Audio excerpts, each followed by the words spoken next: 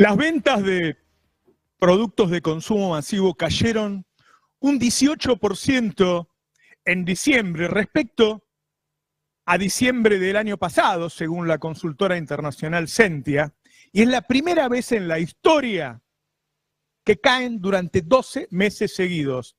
Ahora, hace un rato, en el Destape se publicó un adelanto de las ventas de la primera quincena de enero. Bueno, la primera quincena de enero, las ventas de productos de consumo masivo cayeron 15% respecto a la primera quincena de enero paupérrima que había habido con el mismo Milei. Es decir, sigue el desastre y se acentúa. Las ventas de leche alcanzaron el peor registro histórico en 2024, peor que en la pandemia, cuando estábamos todos encerrados. Las ventas de carne fueron las peores en 104 años. Según UNICEF, en Argentina 1,5 millones de pibes se van a dormir sin comer. Un estudio del Observatorio Humanitario de la Cruz Roja Argentina reveló que 1 de cada 3 jubilados pasa hambre. La Federación Sindical de Profesionales de la Salud advirtió que en 2024 fallecieron al menos 100 personas por falta de medicamentos, luego de que el Estado le suspendió la entrega a los enfermos graves. Argentina vive una crisis humanitaria, repito, Argentina vive una crisis humanitaria. Y en este angustiante contexto, el gobierno instaló un insólito clima de optimismo, de fiesta, y llegó a afirmar que bajó la pobreza. ¿Quién puede creer que bajó la pobreza si el consumo bajó un 18%? Digo, ¿qué? ¿La gente está a dieta? ¿Qué es lo que piensan los que dicen, repiten o creen eso? Millones de personas en la miseria miran en la tele cómo se festeja el éxito imaginario de Milei. El engaño se basa en la medición de la inflación. La canasta de bienes y servicios que mide el INDEC es de 2004, tiene nada menos que 20 años. En esa época se gastaba más de la mitad de los ingresos en alimentos y otros bienes para el hogar.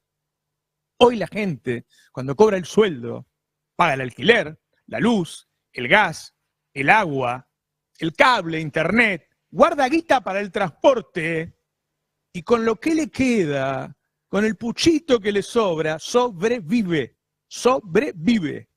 Estos servicios que se llevan el salario y el INDEC apenas mensura, subieron muchísimo más que la inflación. Y el INDEC no los mide. Los alquileres subieron un 262%, más del doble que la inflación que midió el INDEC en 2024. La electricidad aumentó un 270%. El agua subió un 330%.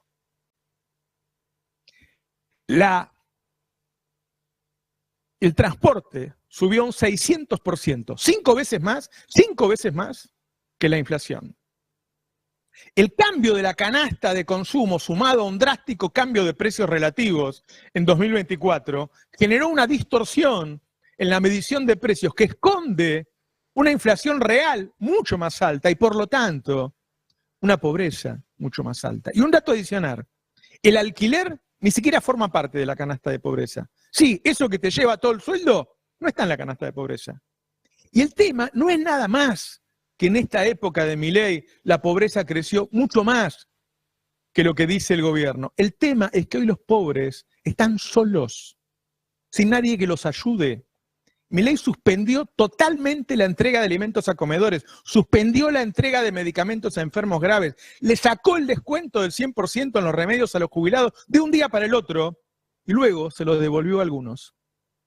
Los pobres y los indigentes en Argentina están a la buena de Dios. El Estado los abandonó, la sociedad los abandonó. Esos argentinos huérfanos de Estado también están huérfanos de representación. La mayor parte de la clase dirigente, política y empresaria los ignora. Los medios los ignoran cuando no los tratan de chorros. Cuando el gobierno suspendió la entrega de alimentos a comedores, TN y La Nación Más denunciaron que las organizaciones sociales se robaban la comida. La justicia rechazó de plano la denuncia y exigió la continuidad de la entrega. pero los operadores mediáticos jamás lo contaron. Así la gente se quedó con la noticia de los ladrones y no con el hambre de los pibes.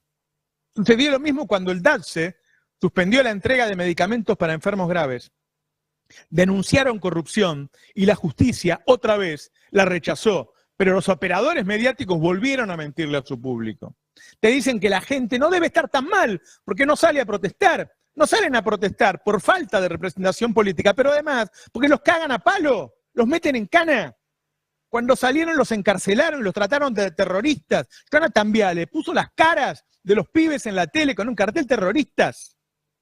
Es tal el clima represivo que otra vez, como en la dictadura, los organismos internacionales de derechos humanos denuncian los apremios. Milei instaló un régimen de escrache para asustar a la población. Hay gente festejando que en diciembre la inflación fue del 2,7 y la núcleo fue del 3,5. Como acabo de explicar, no es cierto, pero no importa. Comparemos. La inflación que dejó Guzmán era del 4%.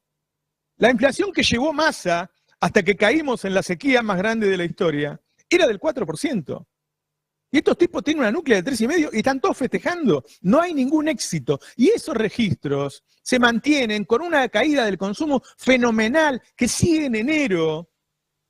Y porque planchó el dólar y para eso rifó 20.000 millones de dólares de exportaciones, del récord de exportaciones que hubo, que se liquidaron en el dólar contado con liqui para mantenerlo pisado. Entonces, como no tenemos dólares y seguimos con las reservas negativas, ahora le vamos a pedir plata al FMI. ¿Para qué le van a pedir plata al FMI? Para planchar el dólar y llegar a las elecciones de esa misma manera, pero se los van comiendo, lo están rifando. La gente se está cagando de hambre, nos estamos quedando sin salud, sin educación, sin ciencia, están cerrando programas contra la HIV, la hepatitis, la tuberculosis, están cerrando la dirección de vacunas que maneja la compra y distribución de vacunas. En medio de tanto horror, crearon una sensación de optimismo que lleva a dirigentes a acercarse al gobierno y van a terminar aprobando horrores, como la propuesta de llevar el horario laboral a 12 horas. Con la ilusión óptica que genera la precaria estabilidad, reclutan macristas, radicales y hasta peronistas que usan para seguir avanzando en un plan de saqueo y despojo. El escenario político está influenciado absolutamente por la fiesta financiera. Periodistas y políticos apoyan eufóricos un plan de destrucción del entramado productivo y social. La mayoría sabe bien que no hay nada que festejar.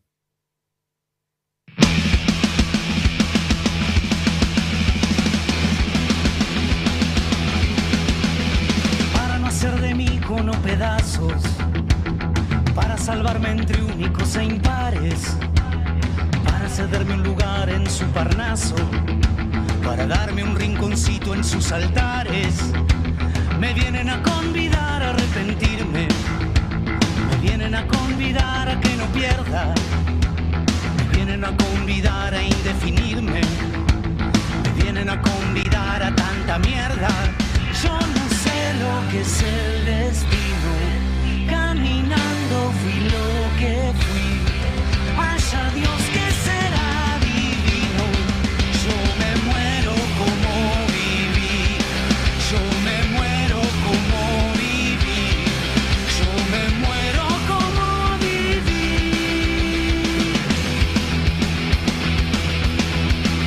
Yo quiero seguir jugando a lo perdido, yo quiero ser a la zurda más que diestro, yo quiero hacer un congreso del unido, yo quiero besar a fondo a un hijo nuestro. Digan que pasó de moda la locura, digan que la gente es mala y no merece, pues yo seguiré soñando travesuras. ¿Acaso multiplicar panes y peces? Buen día, ¿cómo estamos? Buenas, ¿cómo va eso, Roberto? ¿Cómo le va? Bienvenido. Me están festejando la fiesta de Milei. Ayer vi en los canales de televisión, estaban chochos todos con la fiesta que le hace la derecha a Milei. Hubo fiesta de Franquimonio, ¿no? Quizás soy yo el amargado, guarda, ¿eh? Sí, igual hay que fijarse Por ahí no quién es el que organiza la fiesta y quiénes son los que están celebrando, ¿no? porque fiestas hay muchas. Me hizo acordar tanto a Menem cuando viajaba allá, que lo recibían también, se reían de cualquier cosa que hacía o que decía, les festejaban todo, muy parecido, lo llevaban como muñequito de acá para allá, ¿no? Vestido de smoking también. Igual. Yo creo que también cuando uno ve una foto festejando de Cristalina con los deditos de Milei, más que festejo hay que tener miedo. Yo me preguntaba, ¿para qué justificación hay para ir a pedirles plata? ¿Por qué pedirles plata? ¿Para qué? ¿Con qué justificación? ¿Para qué quieren los 11.000 millones de dólares? No entiendo. Y Tuvimos bueno, un superávit de 17.000 millones y vamos a tener uno de más de 20.000 este año. ¿Para qué? hay que pagar la fiesta financiera, no se paga sola. Hay que pagarla y hay que pagarla en verdes, ese es el tema. ¿Y te acordás, Roberto, cuando hacíamos el programa de 2018, 2019, que todos los días contábamos cómo se iban reservas con Caputo también, ¿no?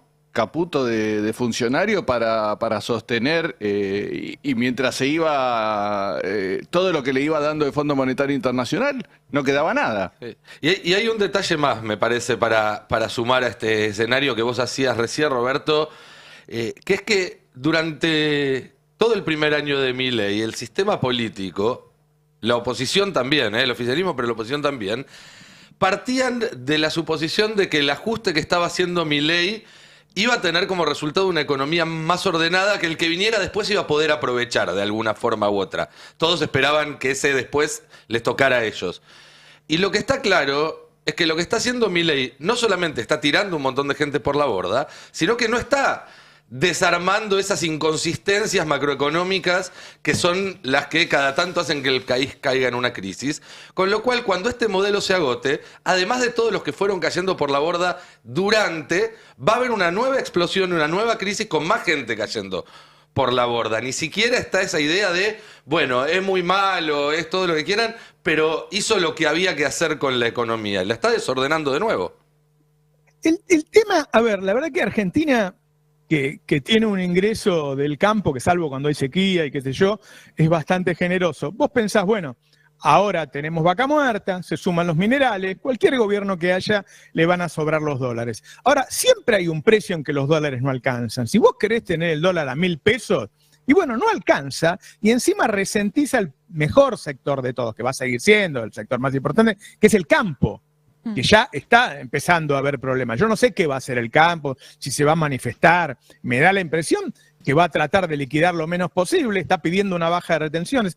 Una baja de retenciones de 5 o 10 puntos no te arregla un problema de tipo de cambio que ya algunos hablan de 50 o 60% de diferencia. Entonces, hay un precio del dólar en el que nada te sirve. Entonces tenés que ir a pedir que te presten guita.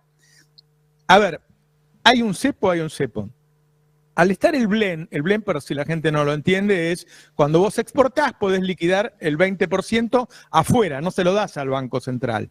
Se llama en el contado con liquidación. Bueno, el año pasado fueron 18.400 millones de dólares. Bueno, así no hay dólar que alcance. Es mucho más que la exportación de hidrocarburos.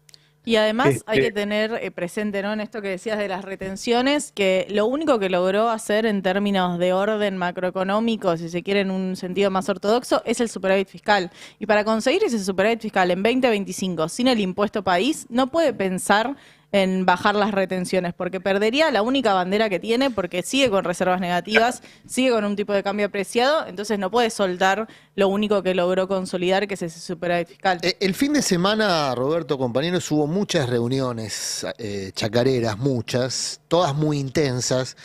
Se está preparando un informe incendiario para presentarle a Caputo, incendiario porque está pensado no para que lo lea el gobierno, sino para contener a los chacareros. Es decir, se está elaborando la mesa de enlace, esta nueva constitución de la mesa de enlace, donde pesan mucho los aceiteros y las agroexportadoras, ya directamente representadas.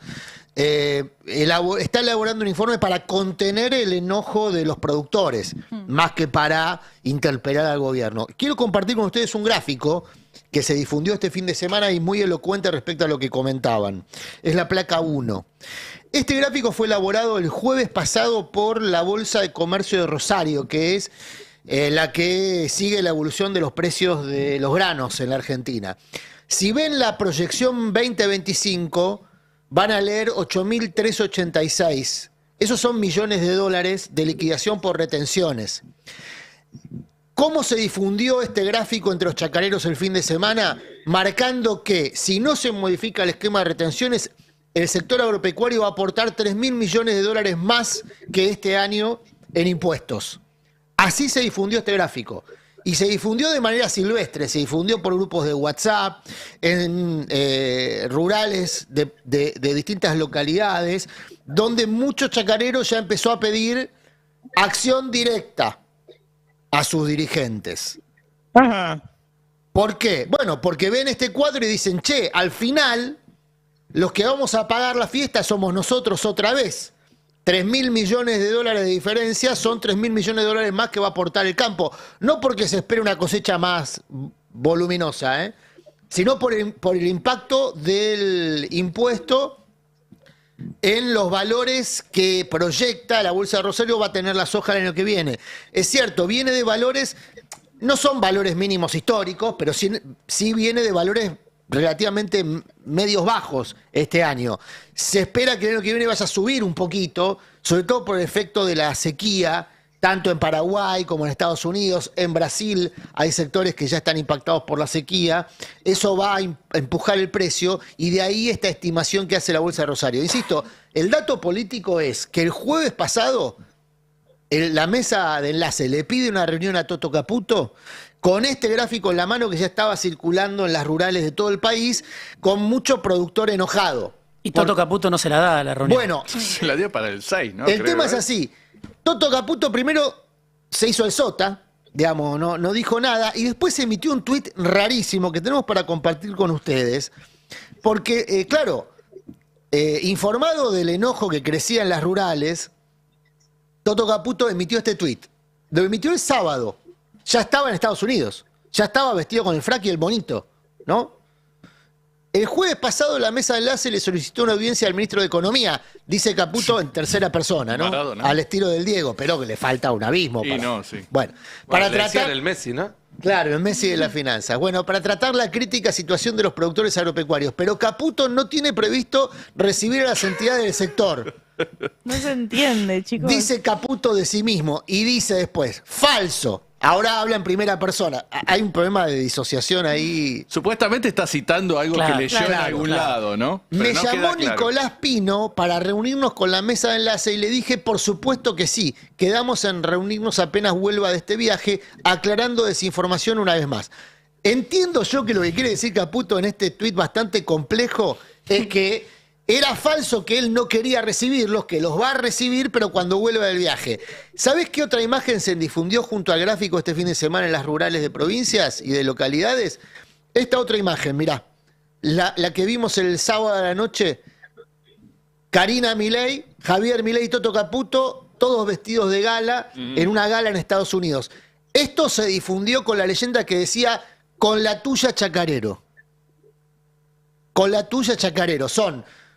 tres funcionarios muy relevantes del gobierno, el propio presidente, su hermana y el ministro de Economía, vestidos de gala para una fiesta.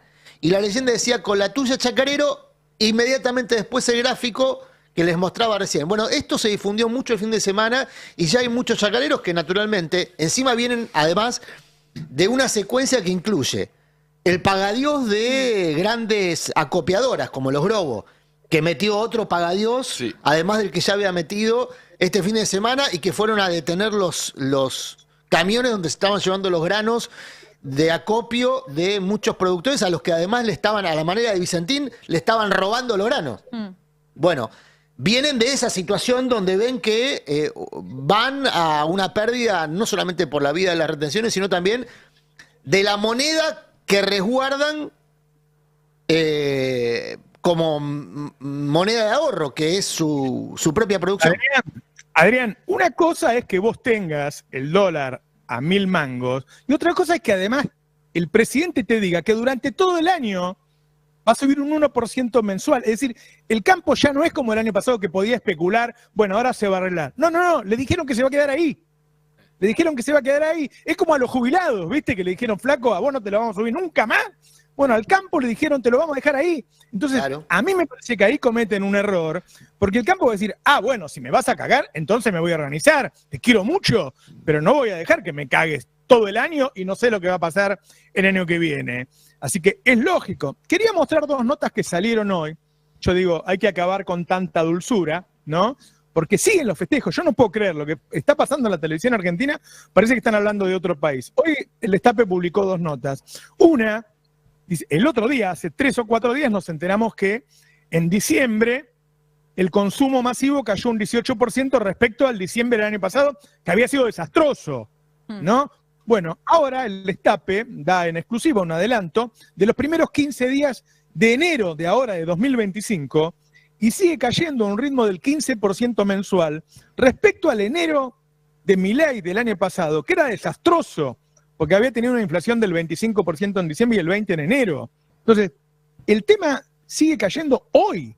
La gente todos los días consume menos. Y el otro dato que publica el Destape hoy es que el 50% de los argentinos no se puede ir de vacaciones. Digo, terminando con toda esta pavada de que dicen que está lleno, Mar del Plata está al 75%, Mar del Plata está siempre al 95%, al 100%, está al 75%. Entonces la crisis está hoy. A mí me da la impresión, en serio, de que se les va la mano con la fiesta, que la gente va a notar el contraste. La gente no es boluda, se da cuenta de que no tiene guita. Debe decir, ¿quién tiene la guita? Si yo no consumo, ¿quién consume? Si la gente no consume carne, no consume leche, que estaba gorda, está a dieta. Digo, bueno, los datos siguen en enero. A mí me sorprendió, en serio, yo pensé que enero, ya comparando con el enero del año pasado, que había sido bajo, iba a mejorar. Y el consumo sigue cayendo. Hay cadenas de supermercados que están hablando de cerrar un montón de sucursales que les dan pérdida. Viste que las cadenas de supermercados tienen una orden internacional, porque son todas, la mayoría son internacionales, que le dice, bueno, vos me tenés que dar tanta ganancia por año, distribuida, y entonces el director argentino le dice, bueno, en tal sucursal voy a ganar tanto, en tan, y le da un estimado del año. Bueno, hay un montón de sucursales que le dan pérdida.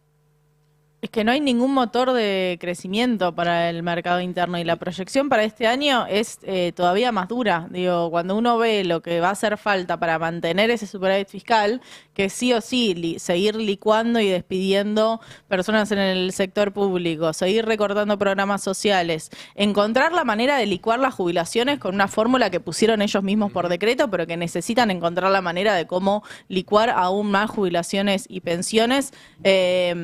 Digo, el escenario en términos de mercado interno de consumo no tiene nada que lo pueda sacar adelante, y menos aún con este nivel de apreciación cambiaria, donde el que tiene más o menos algo de plata se fue a gastar sus ingresos a otros países. Sí. Y está lo que comentamos, Roberto, siempre, que las estadísticas esconden una realidad. Porque si vos tenés una caída del consumo del 13% punta a punta el año pasado, pero sabemos que hay un sector de la población que tuvo un muy buen año. Los que tenían un resto en dólares, lo pusieron en la bicicleta, probablemente hoy están teniendo unas mejores vacaciones que las que hubieran tenido en otro caso, y están accediendo a través de Amazon a otros consumos y demás.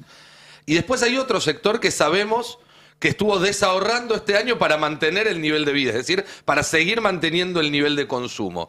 Entonces, los que quedaron afuera de esos dos sectores, que es la mitad o más del país, no redujeron un 13% su consumo, redujeron un 20, un 25, un 30% su consumo. Entonces lo que terminamos viendo es una sociedad partida en dos, una sociedad sin clase media, donde tenés una crema que flota y que le va cada vez un poco mejor, porque con el dólar competitivo, los ahorros que pueden tener en dólares valen más, tienen oportunidades de negocios financieras para hacerlos crecer y demás, y después una gran cantidad, la enorme mayoría de la población argentina, que se está ajustando mucho más que lo que dicen las estadísticas.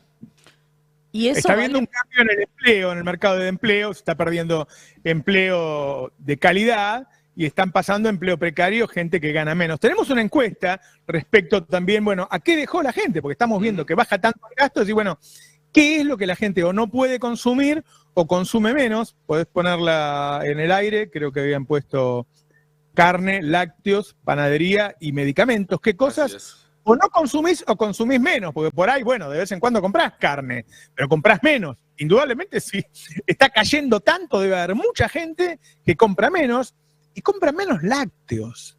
Compra menos lácteos. Es increíble. menos pan y menos, bueno, cada uno que ponga ahí. Che, y me parece que darlo a la asunción de Trump, porque bueno, no es menor que en Estados, o sea, Argentina tiene un gobierno de extrema derecha, y no es menor que asuma en Estados Unidos un hombre de extrema derecha con tanto poder, ¿no? Con el Congreso a favor esta vez, con la Corte Suprema a favor, y con esa, viste que Biden le llamó nueva oligarquía, ¿no? Con esa nueva oligarquía que van a ir a la asunción, los dueños, los grandes dueños de las redes, los más ricos, apoyándolo también, es decir, un hombre de extrema derecha con un poder enorme que tiene una relación con Milei. Seguramente intentará usarlo a favor de Estados Unidos y no de Milei, pero no es menor, ¿no, Nico? No, para nada. Y esa advertencia de Biden no deja de ser un poco irónica, porque es una oligarquía que creció muchísimo durante los últimos 4 años que gobernó el propio Biden. Ahora que se dieron vuelta todos y fueron con el ganador, como hacen siempre, esta vez fue Trump, podría haber sido otro, es que se preocupa. Lo mismo leía a fines de la semana pasada una entrevista con Francis Fukuyama, el economista que había anunciado en su momento el fin de la historia, y que se mostraba preocupado por el desarrollo de esta nueva oligarquía antidemocrática. Es para usar el meme de Iorio, ¿no? De existen por ustedes. Pero lo cierto es que cuando uno mire hoy a la tarde, a partir de las 12 en Buenos Aires, la asunción de Donald Trump, y uno mire las primeras filas, lo que va a ver es eso. 2 grandes grupos de personas que están confluyendo. Por un lado, la oligarquía de Silicon Valley, como se le dice ahora, estos nuevos... empecé a leer la palabra centibillonarios, o sea, personas con más de 100.000 millones de dólares, porque ya 1.000 millonarios resultaba demasiado amplio, pero estamos hablando de gente que tiene más recursos y más poder que la mayoría de los estados del planeta, para entenderlo, digamos, claramente, y que están claramente y perfectamente alineados con Trump. La otra mitad de las primeras filas va a estar ocupado por las figuras más reconocidas de la ultraderecha global, desde Milei hasta Giorgia Meloni, desde el húngaro Orbán hasta el hijo de Bolsonaro, porque al padre no lo dejaron salir de Brasil, desde Bukele hasta Farage, que es el candidato de la ultraderecha en Inglaterra, y esa alianza entre una oligarquía superpoderosa y una ultraderecha que no tiene, o que ha demostrado no tener límites ni respeto por la democracia, ninguno de los dos grupos, creo que es la que de alguna manera empieza a pintar de un color lo que van a ser los próximos 4 años. Es distópico, ¿no? Imaginarse. Es Absolutamente. como cuando Homero Simpson dijo, no quiero asustarte, pero el coco está en la casa. Digo, el coco está en el mundo. Es muy impresionante. Son Frankenstein, la momia, son todos los monstruos juntos, y dentro de un rato se van a juntar ahí en Estados Unidos. Contame algo, Adrián, de Milei en Washington. Bueno, sí, antenoche, sábado a la noche, estuvo participando de la Gala Latina, y ahí Diego Genú tiene información precisa de quiénes fueron los anfitriones de ese evento, porque hay personajes bien noventosos, pero muy característicos. Y otros muy actuales también. Y otros muy Y actuales, naturalmente, pero en este tránsito a los 90, en este retroceso a los 90, incluso se repiten algunos nombres, ¿no? Sí, bueno, por un lado están algunos protagonistas argentinos que pudimos ver. En la gala del fin de semana, donde estuvo Milei, esa foto que veíamos hace un ratito de Milei demonio con Karina Milei, con Luis Toto Caputo. Aclaremos, Sí, ¿no? sí, Porque sí, si no sí. se puede malentender. Ahí estaba, por ejemplo, el presidente fallido de Venezuela, Edmundo Sí. González Gutiérrez, Urrutia. González Urrutia, que estuvo acá con Milei hace muy poco. Estaba ahí también el presidente de Paraguay, Santiago Peña. Sí. Y estaba Carlos Slim, dueño de Claro. una de las fortunas más grandes del planeta, ¿no? Estaba todo el poder latino. Y estaba Marco Rubio, que es alguien muy importante porque es el nuevo secretario de Estado, que además tiene una historia propia. No es alguien que nació con Trump, al contrario, en su momento lo enfrentó a Trump en las primarias de 2016, hasta hace poco que se reconciliaron. Tenemos algunas imágenes para ver, porque una de las personas que lo agasajó a Milei es como una especie de Sí, es una especie de mascota que no necesitan amaestrarla, ¿no? Ya está aprendido. Entonces, claro, lo reivindican, lo muestran. Él tiene sus propias ideas, en muchas coincide con Trump. Entonces, en el tape 1 vamos a ver a un empresario de Silicon Valley que se llama Vivek Ramaswamy. Sí. ¿Quién es? Bueno, es el socio principal hoy de Elon Musk, ¿no? Elon Musk en su momento lo promocionó mucho. Ramaswamy fue candidato a presidente hasta que se bajó para apoyar a Trump. Y es un empresario de esta nueva élite tecnológica de Silicon Valley. Tiene 40 años, sus padres son indios. Es un empresario que además niega el cambio climático. Es un empresario que coincide con Trump en la idea de dejemos de financiar guerras ajenas. Dejemos de financiar a Ucrania, dejemos de financiar a Israel, vamos a financiar nuestras propias guerras. En la frontera sur, por ejemplo, pongamos lo que haya que poner para evitar que vengan los inmigrantes. Digo, no es cualquier persona, va a estar a cargo del Departamento de Eficiencia Gubernamental. Elon Musk dijo varias veces que estaban copiando a Sturzenegger prácticamente en Estados Unidos con ese departamento de desregulación. Ese departamento de desregulación va a estar a cargo de Elon Musk y de Vivek Ramaswamy. Mirá cómo Ramaswamy le daba la bienvenida al presidente de Argentina, Javier Milei, el sábado pasado a la noche. Thank you, everybody. It's great to be here. And thank you for your support in making America great again. Our best days as a country are ahead of us, but I am here tonight. I came over here from the VP dinner because it was a special occasion to celebrate a very special man who's making his country great again, too. He was an inspiration to me. When I ran for president in this country at the age of 37, there was one guy who I looked to abroad who said, this guy gets it. He was Doge before there was Doge in America. He is the man who understands that freedom is the quality that man is endowed with, that no bureaucracy or no system will hold us back from realizing the maximum of our own God-given potential. And while that is the American way, he is now leading the way in Argentina to make it so as well. Give me an afuera welcome to the leader of Argentina, Javier Milei, our hero. Thank you. Bueno, Ahí ahí lo presenta. Ahí lo estamos viendo, es un abrazo de Vivek Ramaswamy. Sí. Dice, él armó el Departamento de Eficiencia Gubernamental antes que nosotros. Es una inspiración para mí, es un héroe, dice Ramaswamy, y le da la bienvenida y dice, está haciendo grande a su país, ¿no? Make America Great Again. Bueno, haciendo Argentina grande otra vez, ¿no? Y le da una bienvenida donde lo aclaman. Es un abrazo que estábamos viendo, bueno, la gente que lo está siguiendo a través de YouTube lo vio muy claramente, lo aclaman, ahí llega Milei, le da un abrazo, bueno, se encuentran, como si fuera la gran estrella de la noche. Y digo, no es un personaje menor, es el socio de Elon Musk, quizás sea el que trabaje, no sé si le va a tocar trabajar a él dentro del gobierno de Trump. ¿A Musk? A Ramaswamy. A Ramaswamy. Musk hay que ver si finalmente está en un departamento. Tengo entendido que no solamente va a estar, sino que el DOGE, este Departamento de Eficiencia Gubernamental, va a tener su oficina en la Casa Blanca, cosa que se reserva siempre a los funcionarios más cercanos y más importantes de un gobierno, con lo cual la influencia va más allá del área específica de ese departamento. Van a ser los asesores que estén más cerca de Donald Trump. Sí, y en el discurso también se decía, bueno, este dirigente, este presidente es un enemigo de la burocracia, lo mismo que nosotros, ¿no? La idea de llegar al Estado y empezar con los despidos, empezar a descabezar. Trump muchas veces habló del Estado profundo, ¿no? Que le impidió en su primer presidencia hacer todo lo que él quería. Y durante la campaña dijo, esta vez no me van a impedir hacer lo que quiero, voy a llegar y voy a cortar todas las cabezas. Para eso designó a Elon Musk y a Ramaswamy, que dice, a nosotros nos inspiró Milei, ¿no? Sturzenegger y Milei, considerados una referencia por un ala muy importante del nuevo gobierno de Trump. Llama la atención porque a veces más parecería casi un presidente paralelo, ¿no? Porque, por ejemplo, lo que contás vos, esta ofensiva en el Reino Unido que hace a favor de la ultraderecha, eso Trump no lo hace, eso se queda callado. Lo deja hacer, entonces. Lo deja hacer, sí, claro.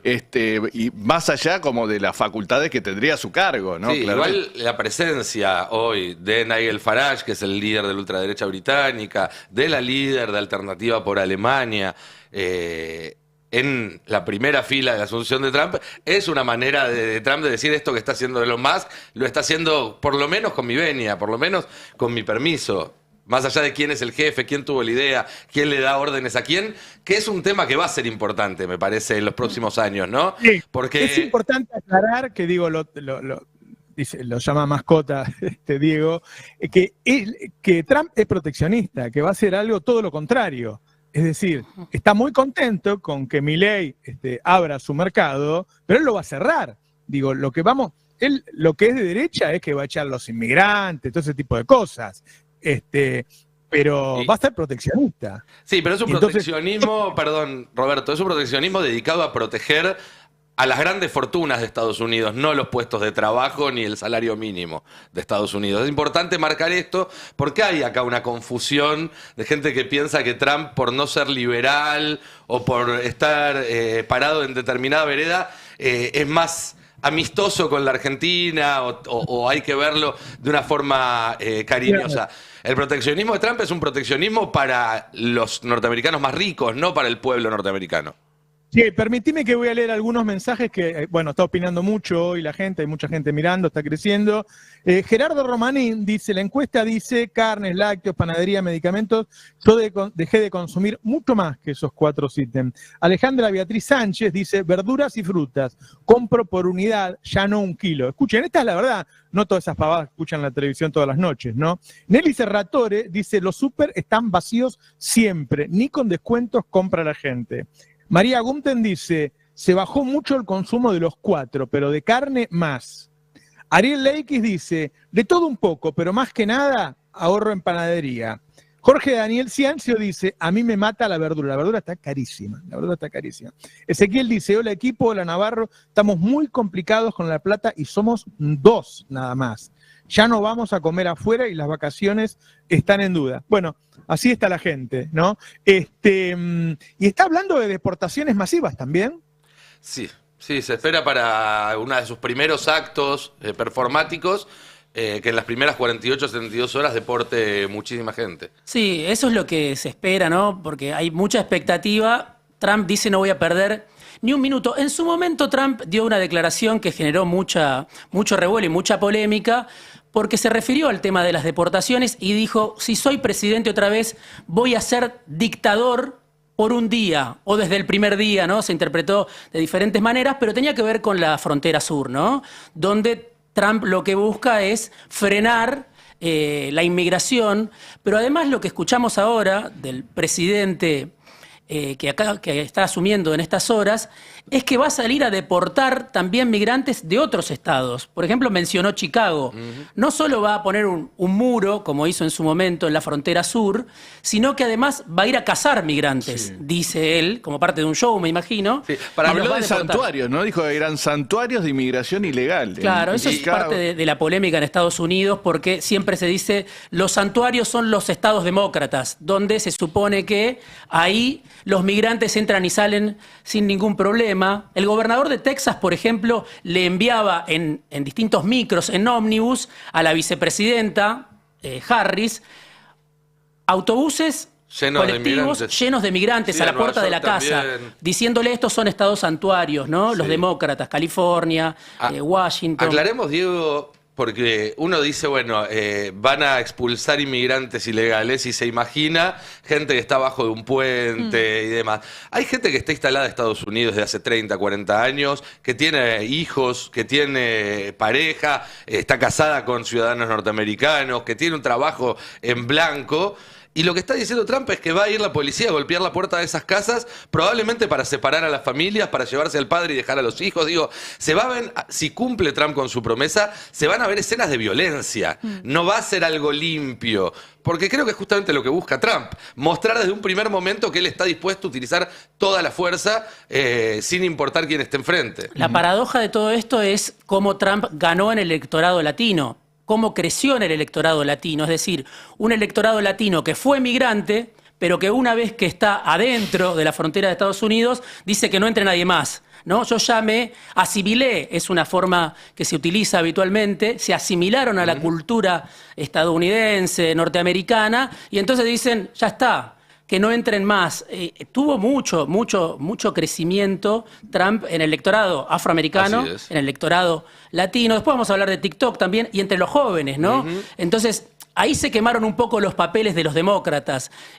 También estamos viendo una escena que tiene raíces profundas, que tiene que ver con el derrumbe de la coalición de Barack Obama, la caída de los demócratas. Entonces hoy Trump, lo dice muy bien en una nota Laura hoy en el Destape, lo cuenta con mucho detalle, tiene muchísimo más poder en este nuevo escenario. No es el Trump del 2016, que llegaba con menos experiencia, con una coalición más fragmentada, con un partido republicano que tenía más poder, que podía condicionarlo. Ahora el partido republicano está totalmente subordinado al poder de Trump.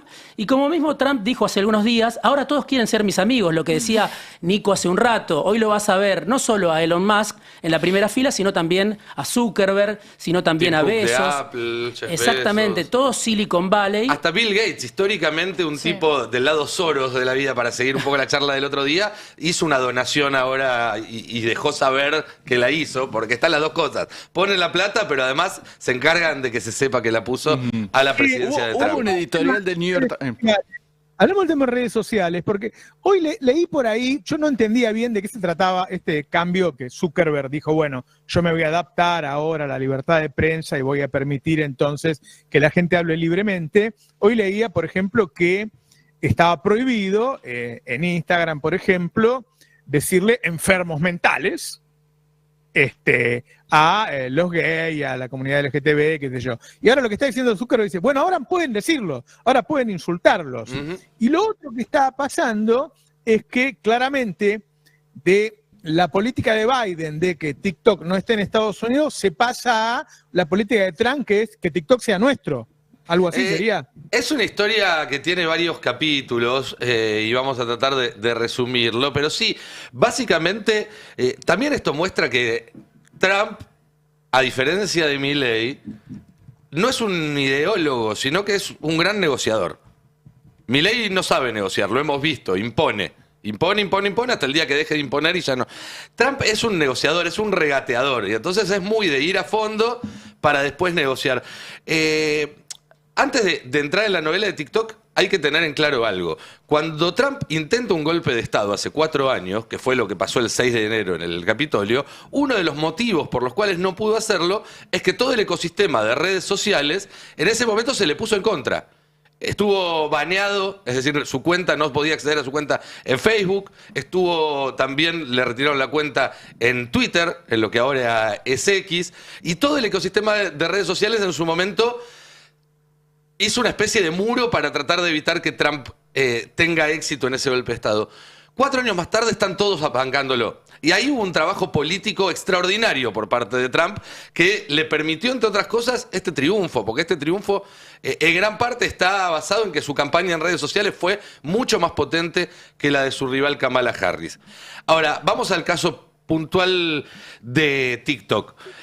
TikTok fue la primera red social no estadounidense que se volvió masiva en Occidente. Hasta ese momento todas las redes sociales eran de dueños de Estados Unidos. TikTok era una red social originalmente china para el mercado asiático que sacó su versión para Occidente y le empezó a ir muy bien. ¿Por qué? Porque fue la primera que incorporó el video corto como formato, que es el formato que en los siguientes años tomó por asalto todas las redes sociales.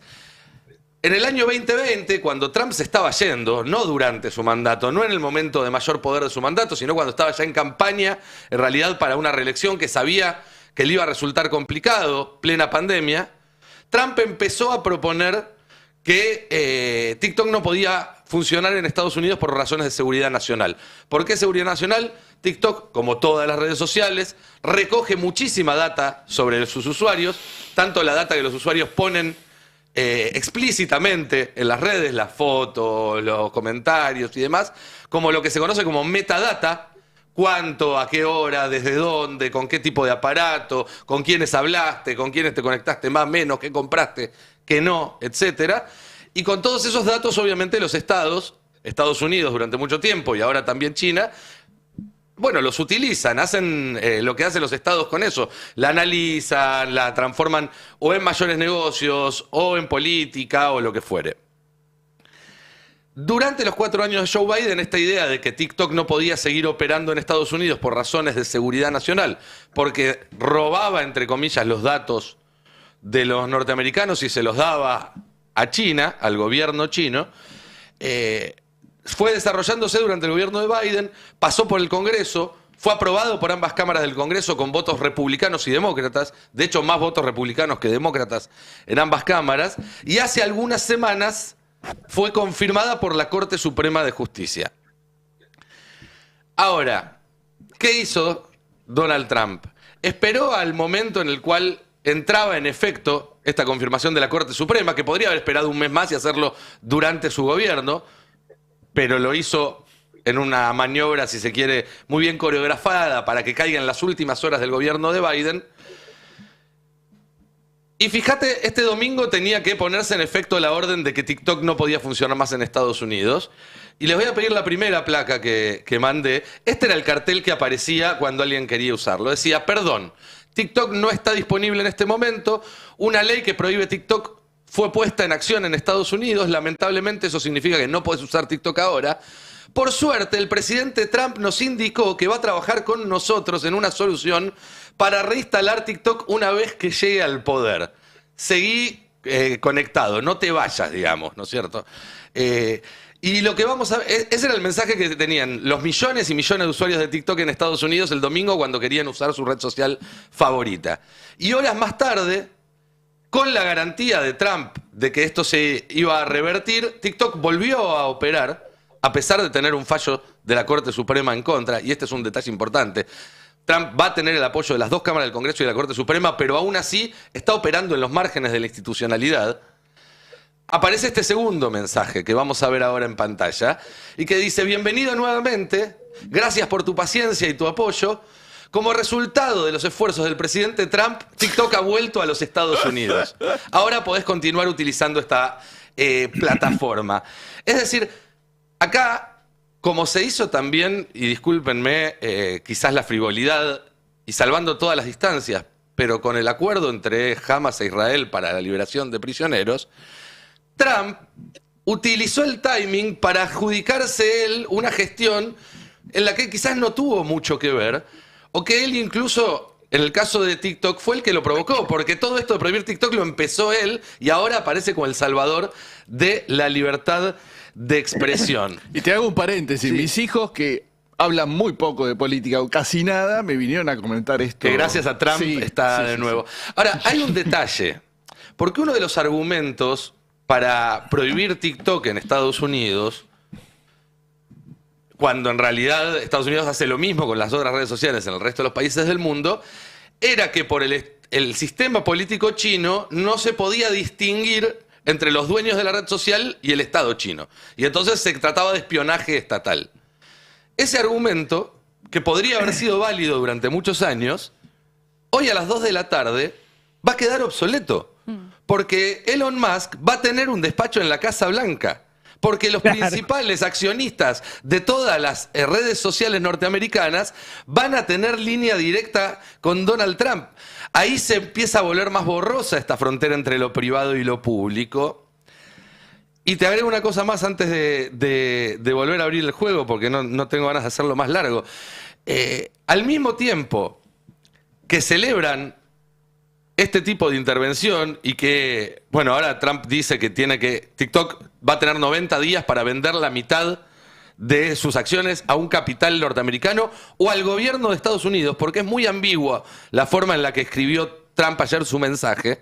Ojo con eso, Milei si llega a enterar que el gobierno de Estados Unidos puede comprar una red social, le va a dar un patatús. Pero al mismo tiempo que pasa eso, y los mismos que en nombre de la libertad de expresión están pidiendo eso, son Mark Zuckerberg, Elon Musk y demás, que le piden a Estados Unidos que proteja las redes sociales norteamericanas cuando estados de otros países quieren intervenir, como pasó en Brasil con X. ¿Se entiende? Claro. Con lo cual, para limpiar un poco el ruido de todo esto que tiene un poco de coreografía, un poco de acting y demás, yo creo que la noticia es que en los últimos 60, 80 días, dos de los países más poderosos de Occidente, Estados Unidos el más poderoso sin dudas, y Brasil, que es una potencia regional, intervinieron a nivel estatal para regular redes sociales. Algo que hasta hace un año parecía implanteable y que hoy en día es parte del escenario al que nos estamos dirigiendo en esta nueva época con Trump presidente. Es decir, hay mucho de libertarianismo en el discurso de Elon Musk y todo eso, pero es, como siempre, libertarianismo con la de otros, pero cuando se trata de la de ellos está claro que hay un conflicto entre redes sociales y estados y que ese conflicto va a seguir presente y va a haber que encontrar una forma de resolverlo porque no hay nadie exento de eso. Che, quería pedirle un par de zapping llamativos, podríamos decirle, a Nela. Viste que siempre tiene movimientos raros el presidente. Viste, por ejemplo, nosotros cuando caminamos habrán notado que llevamos los brazos cruzados con la pierna que movemos, ¿no? Él los tiene los dos adelante. Y se le dio por acariciarle la oreja a Abascal, que algo debe querer decir. Puede ser una seña de que tiene algo para el envido, no sé. Pero fíjense, a ver.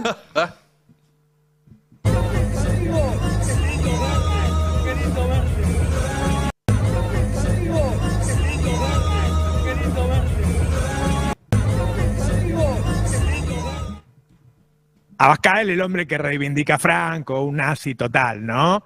Pero bueno, lo de la oreja habría que averiguarlo. Y el otro, bueno, estuvimos escuchando música ayer con Trump, porque estuvo de fiesta. A mí no me invitaron, estaba Feynman, estaba muy contento. Se lo veía duro, pero contento. Y estuve bailando con Village People. A ver, ¿lo ponemos? Bueno, ahí lo vamos buscando, un tema que de los 80, creo que era. Característico de la campaña de Trump, ¿no? Terminaba sus actos con eso y hacía el bailecito. Sí. A ver. Pero fueron los Village People en persona esta vez. Sí, Claro. fueron en persona y... No baila, pero mueve los brazos. Sí, no se mueve. Subió también Elon Musk ayer en el discurso de Trump en Washington, en una especie de show donde él anunció parte de lo que va a hacer a partir de hoy. Subió Elon Musk con uno de sus hijos, estuvo en el escenario y seguramente, bueno, va a tener un papel central en lo que vimos ayer, ¿no? Hubo varias fiestas. En la previa estuvo la fiesta para la fiesta latina. Ahí una de las anfitrionas, la host de la fiesta fue Natalia de Negri. Si le suena el nombre, por eso yo decía que había reminiscencia de los 90 pura y dura, digamos, ¿no? Sin ninguna alusión en particular, digo, reminiscencias puras y duras. Porque Natalia de Negri fue protagonista de los 90 en el caso Coppola. Claro. Entiendo que rige el derecho al olvido en Internet, pero no sé si eso nos involucra, así que... Que estudió periodismo y que es periodista ahora. Claro, es otra. una de las figuras de la tele en Miami. Es una figura Claro. de la tele en Miami y estuvo en la Argentina en la reunión de la CEPAC hace unas semanas con la nuera de Trump. Sí, con la nuera de Trump, Sí. ¿no? Clara Con la Trump, nuera de Clara Trump que Trump, estuvo acá en la Argentina. Es decir, que es una figura del ecosistema, pero aparte es una estrella de la tele. Y formó Recordemos parte... partener del ministro de Justicia, Mariano Cuño Libarón, en aquella época. La partener fue Samantha. No me mezcles los pero personajes, te pido, formaban por favor. parte del mismo grupito de Claro, de bueno, animadores, pero sí. Samantha Farhat, Natalia de Negri fueron protagonistas de los 90. Mariano Cuño de Lebrena formó parte Lo de del esa. jarrón, lo del jarrón y eso. Lo era. del jarrón, entre otros hits. Bueno, es cierto. Coppola. ¿Cómo? Mi ¿Cómo? vecino Coppola. Tu vecino Coppola. Bueno, pero está bien lo que dice Fer Siveira de Cunio Librana, porque Cunio Librana tiene bajo su órbita a la UIF, a la Unidad de Inteligencia Financiera, que acaba de tener como designación un nuevo funcionario, que también estaba en la fiesta de Trump y de Milei en esta reunión latina, Diego. Sí, bueno, Paul Stark, ¿no? La semana pasada hablamos mucho de esta pelea, esta guerra de operaciones de Macri versus Milei por la UIF. Echaron al funcionario que estaba a cargo de la UIF la semana pasada y estaba, claro, María Eugenia Talerico, ¿no? Una de las figuras de Macri que más cuestionaba a Santiago Caputo. Bueno, echaron al funcionario que estaba y pusieron al ex marido de María Eugenia Talerico, Claro. la representante de Macri en esta pelea con Milei. Bueno, Paul Stark es el ex marido de Y la estaba en macrista. la fiesta de Trump, en Claro. una de las fiestas previas de Trump. con Milei y con su nueva esposa. Claro, exactamente, porque teníamos información hasta la semana pasada desactualizada. O sea, Paul Claro. Stark fue el marido No, eso claro, sí. de la macrista María Eugenia Talarico, pero ahora es el marido de Eleonora Socco, que es la cuñada de Daniel Haddad, el dueño Claro. de Infobae, bueno, con mucha presencia en Miami desde hace mucho tiempo. Y ahí estaban, ¿no? Lo publicitaron ellos a través de Instagram. Sí. Creo que tenemos por ahí la foto. Hay una foto en la que placa- están Natalia la de placa Negri, 7. Eleonora Socco y Paul Stark. Sí, es la placa 7. Esto lo compartieron en Ahí sus está, propias mira, redes ¿ves? sociales. Natalia de Negri es la de la izquierda. Sí. Eleonora Socco es la que está en el centro, naturalmente, y Paul Stark es el nuevo titular de la UIF. Elegido por Santiago Caputo para este Sí. cargo tan importante. El del caso Pomar, habíamos hablado. Así El es. caso Con una historia Pomar. muy larga, ¿no? Sí, está claro que no se va a investigar el lavado de guita que viene de Miami, ¿no? Está claro. No ¿Vos sé, decís? va, si lo que, me da la sensación que por lo menos hay un ducto de lavado de guita que. A No mí sé, me inquietan ¿no? los filtros, perdón. pinta Perdón por atorrante quedarme en eso. ¿Cómo? ¿Qué pinta de atorrante que tienes? Bueno, ese es el jefe de los fiscales antilavado que Claro, muy, que eligió Santiago Caputo. muy vinculado a ese ducto que une medios de comunicación en Argentina, negocios de seguridad, Medio Oriente. Hay Plim. otros nombres, no empieces a dar nombres porque Miami. vas a molestar a los dos lados de la grieta si das ese nombre en el que No, estás pues pensando. esto es transversal, muchachos. Por favor. Vas a ganarte muchos enemigos si Pero das el por nombre en el que supuesto. estás pensando. A mí, yo te digo, me dan ternura los jóvenes mileístas que realmente todavía creen que acá vino a cambiar algo, la casta, no sé qué, porque los ves tan encumbrados. Los ves tan encumbrados y tan... Pero no hay nada más casta que lo que Por eso, está ahí, digamos, los ves no. tan encumbrados, celebrando, con la lógica de la casta, con frac, monito, que me enternecen los jóvenes libertarios que creen que esto es terminar con aquello que están encumbrando. Para mí puede ser esa una buena técnica. Los van a matar dándole más guita, ¿no? A billetazos los van a matar, porque no... los van a aplastar en guita, los van a ahogar. Sí, hay una valija de guita encima y Te guarda, mata, que- te liquida, claro, sí. Che, Claro. les digo porque todos escribieron ayer sobre la política nacional. ¿Qué les parece? Hacemos un pequeño resumen de ambos lados, de qué pasa con la derecha y qué pasa con el peronismo, que abra quien quiera, no sé, Diego, si querés.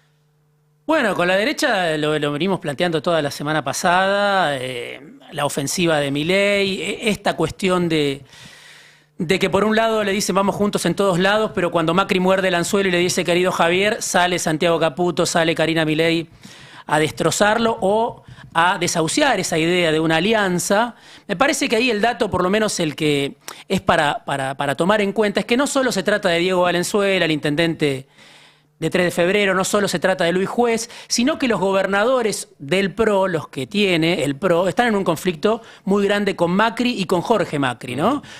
Jorge Macri es indicado como el autor de aquel comunicado de la semana pasada en el que se tildaba de autoritario al gobierno de Milei por haber eliminado el tema del presupuesto de las sesiones extraordinarias que están empezando esta semana. Bueno, Rogelio Frigerio, Nacho Torres, que estuvo en Buenos Aires, a Sacó una pura foto sonrisa con Toto Caputo, con Toto Caputo, el que se ve, gobernador de no Chubut. tuvo tiempo para la sociedad rural, pero sí para Nacho Torres. Nada, sonrisa, parecía que estaban festejando el cumple de 15. Eso marca el divorcio de los gobernadores del PRO con Macri, ¿no? Nacho Torres y Rogelio Frigerio, más allá de que tienen trayectorias distintas, Nacho Torres es una figura relativamente nueva y Frigerio tiene 3 décadas en la política, pero los dos ven que Jorge Macri está demasiado duro con los Milei y que quiere arrastrar al PRO a una disputa que es municipal, que es la de la Ciudad de Buenos Aires. Frigerio dice, yo tengo 25 partidos que a mí me acompañan y entre ellos está la Libertad Avanza, voy a ir aliado con ellos. Lo mismo dice Nacho Torres, que además ya la acompañó a Patricia Bullrich en el operativo que Así hubo en el es. Parque ¿Entre los 25 los Los cuenta Alerces. Cuader también todavía no? Me parece que ya no está ya no lo Cuader. cuenta Cuader. En su momento ¿Quién te estaba. dice vuelve y es candidato? No, puede ser. En su momento estaba Lo Cuader. tenía bastante cerrado. Había una alianza muy Lo fuerte tenía bastante Ah, cerrado a de Cuader. Frigerio con Cuader. Pero ahí hay una Pero- disputa importante. me parece. Queda una empresa familiar, el PRO, queda Mauricio y Jorge. Bueno, Sí, eso esta es lo que semana está. se va a oficializar, si no hay algún cambio de planes, el quiebre del bloque del PRO en la legislatura porteña, algo que no había sucedido en 20 años. no había sucedido desde que el PRO de gobierno nunca se le había partido el bloque. Alguna vez creo que hubo alguna defección puntual, pero no.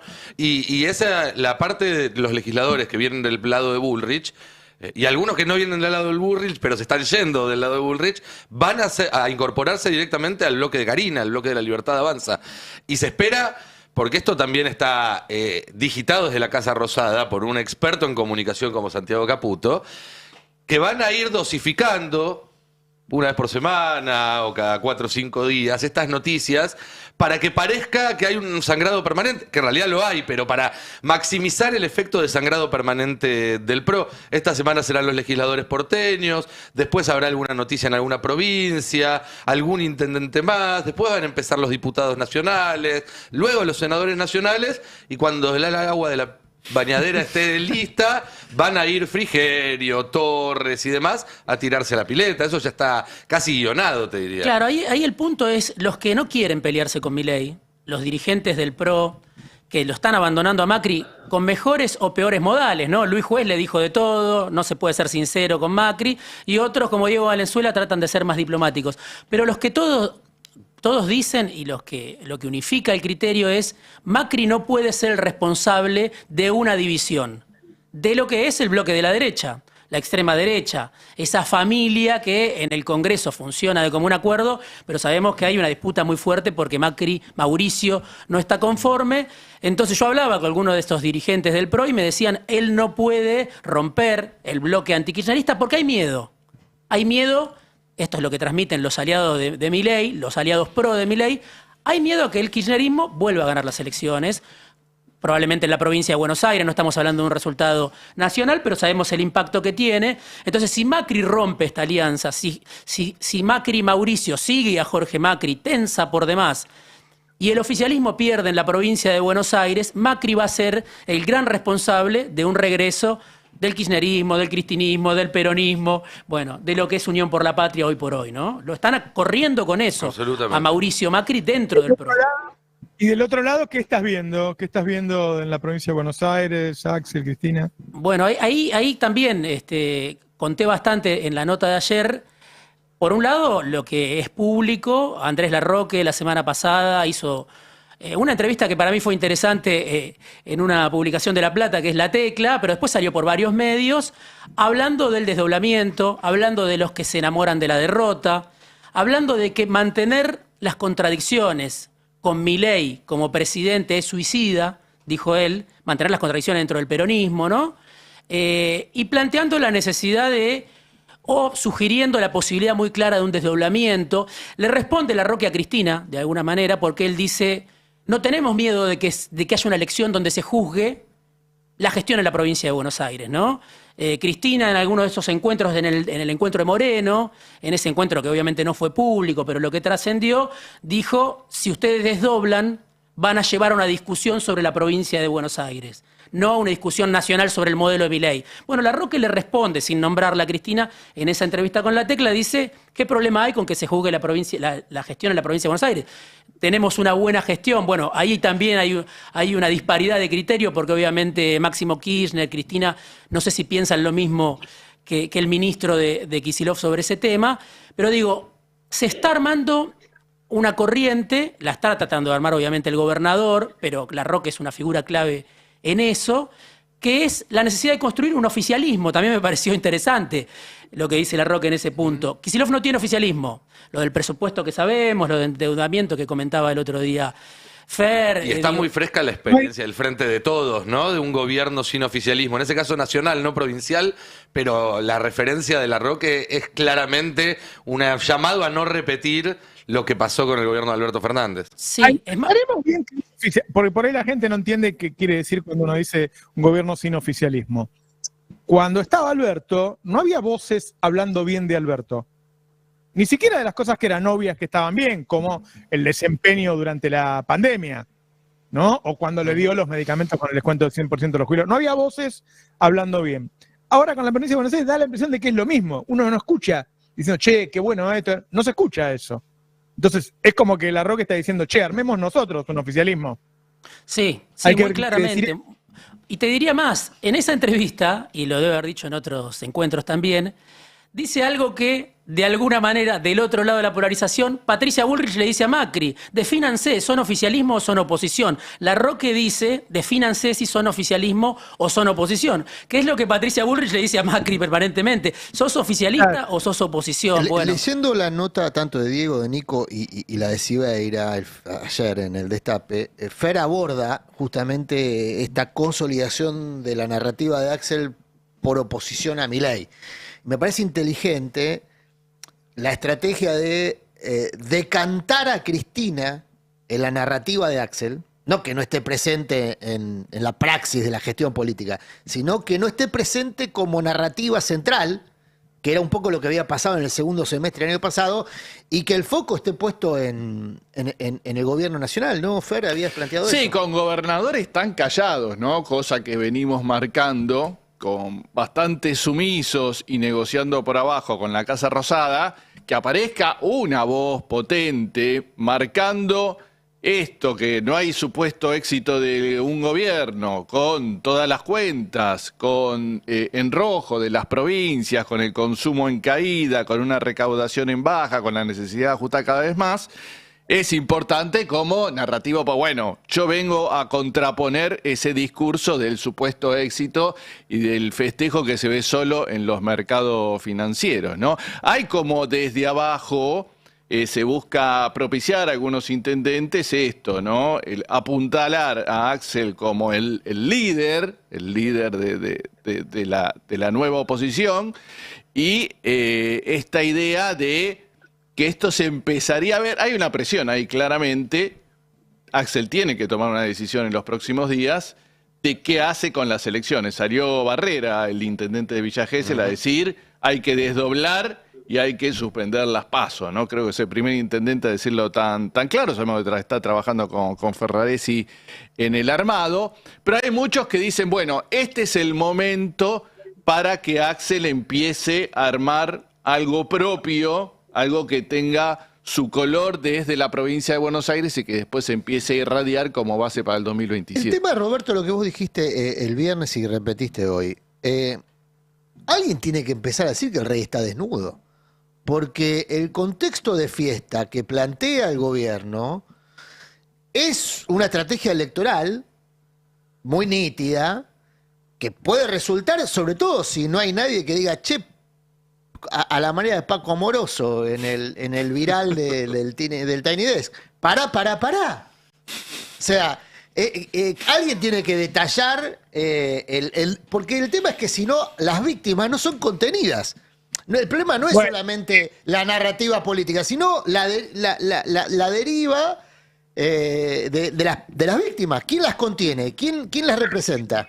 La gente cree que es un problema personal que no le alcanza la plata. Claro. ¿No? Nosotros el jueves o el viernes habían hecho una encuesta y le preguntaron a la gente cuántos días se iba de vacaciones, más de 15, menos de 10, una semana, o no nos va, o no te vas. El 50% en la encuesta desde el Destape, votaron unas 3.000 y pico de personas, dijo no me voy. Hoy, un dato ya de una consultora dice que el 50% no se va. Digo, los argentinos vos sabés que de alguna manera siempre se van. Si la mitad no se pueden ir, y deben estar mal. Si una encuesta ahora, mira, voy a leer algunas de las cosas que dice la gente en este momento. Marcela Silva Soto dice en el chat, no se deja de consumir un rubro, se bajó en todos. Caro Gómez dice, bajé los medicamentos y luego, si bien ya lo había bajado, carne, después verduras y ahora casi no consumo lo diario. Mirá lo que está diciendo la gente en el chat. Rosa Soria dice, la fruta y la verdura son un lujo. Estamos hablando de comida, muchachas.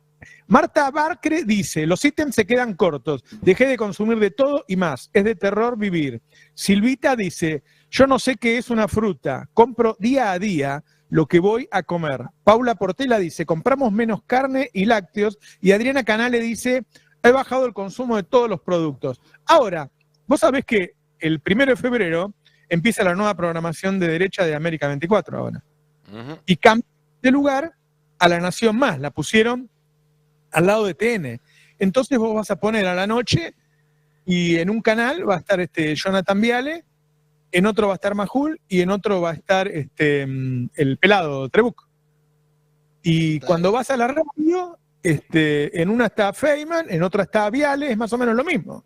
Es decir, Estamos viendo prácticamente una cadena nacional de la felicidad mientras vos en tu casa estás muerto de hambre. Es muy fuerte. Y digo, lo del hambre, digo, el informe que publicó el Destape el otro día de la Cruz Roja es nuevo, que dice que 1 de cada 3 jubilados pasa hambre. No es joda, cuando yo digo hambre, digo, está lleno de datos que la gente pasa hambre.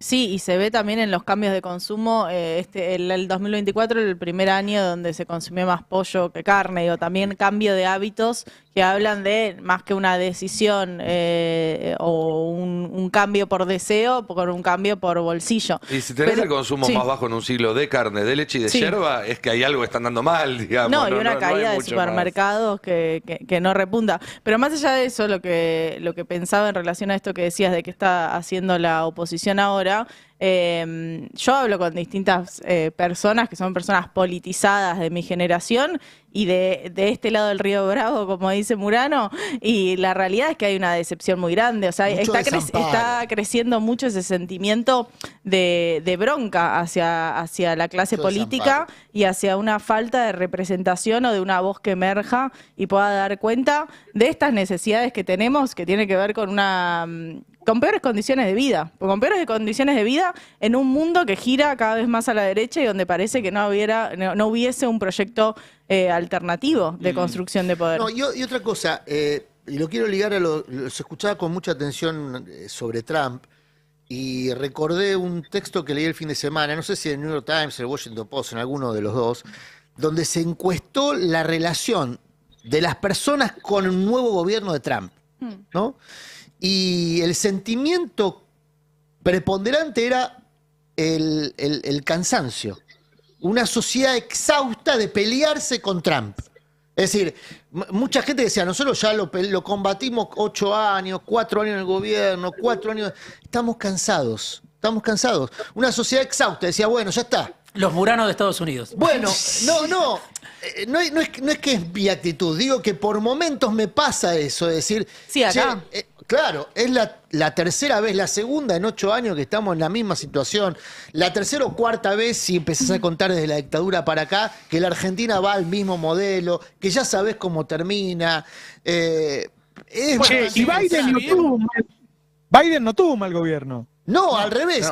Biden logró algo que es muy difícil en economía, que es bajar la inflación y subir el empleo al mismo tiempo.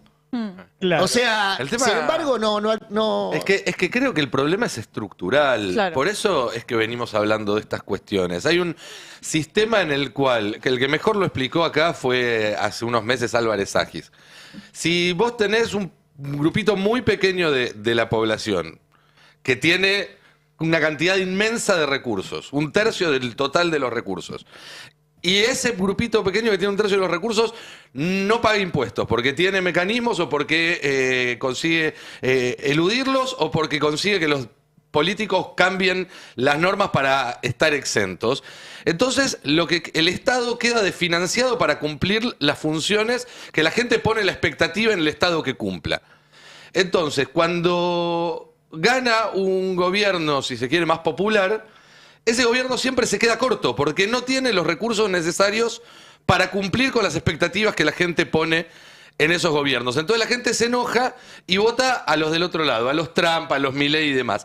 Y cuando llegan, ellos no le mejoran la vida a la gente, pero tienen una narrativa que se adapta mucho mejor a esa impotencia de la gente. Te dicen, no hay derechos, como te dicen los otros que tenés que cuidar. Esto es un todos contra todos. Y si me apoyás a mí en esa ley de la selva, vas a tener más chances de que te vaya bien que si sos solidario con el de al lado. De todas maneras, lo de Biden me parece que, no sé si es, obviamente no fue un pésimo gobierno, la economía terminó creciendo, se crearon empleos, pero la inflación llegó al 9%, ¿no? Producto de la pandemia. En algún momento después bajó de ese 9%, pero 9% para ellos es una cifra descomunal. Pero esto Y ese fue fue- 2020, digo. Bueno, Eso fue 2020, con Trump. 2021. Está bien, pero Eso se le con Trump. asigna a Biden, ¿no? El Se le problema asigna a Biden, de la sí. inflación, que la tuvo alta, ¿no? 9%, y además con los alquileres muy altos y con lo que ellos llaman la gasolina, los combustibles muy altos que impactan. El tema es que la base de... Ahí me pusieron a vida. Ahí está, mira, mira, sí, mira, esto pasó en una de las celebraciones de Trump el sábado a la noche. Es la imagen más queer Ayer anoche. que había. ¿Ayer? Ayer a la noche. ¿Domingo a la noche? Ayer a la noche. Domingo a la noche. Porque hoy después una fiesta de la Biblia, en la que estuvo Milei El Museo también. de la Biblia, Sí, en el Museo de la Biblia. Esto es anoche en Washington.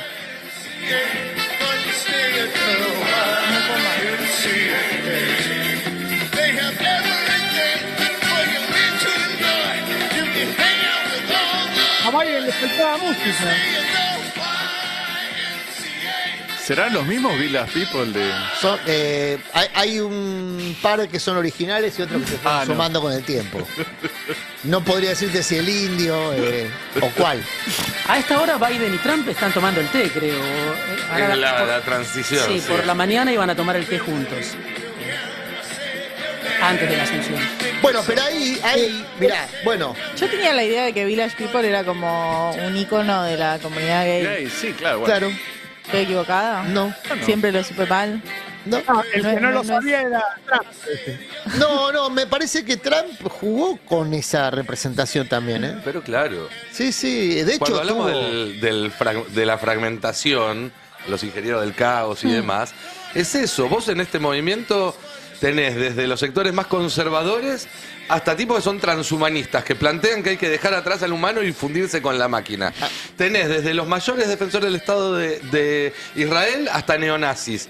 Es decir, el secreto de estas nuevas esquemas políticos es que no buscan una hegemonía en el sentido tradicional de armonizar intereses diferentes en una sociedad, sino que lo que buscan es generar nichos y hacerlos pelear entre sí y acumular a la mitad más uno a partir de esas peleas. Mirá, nota que leí el fin de semana. Hijos de latinos que van a ser deportados, hijos que son estadounidenses, pero que van a ser deportados bajo la nueva premisa de Trump, de que no importa si vos formaste familia o no en Estados Unidos, si no tenés la residencia, te deportan. Hijos de latinos que van a ser deportados votaron por Trump.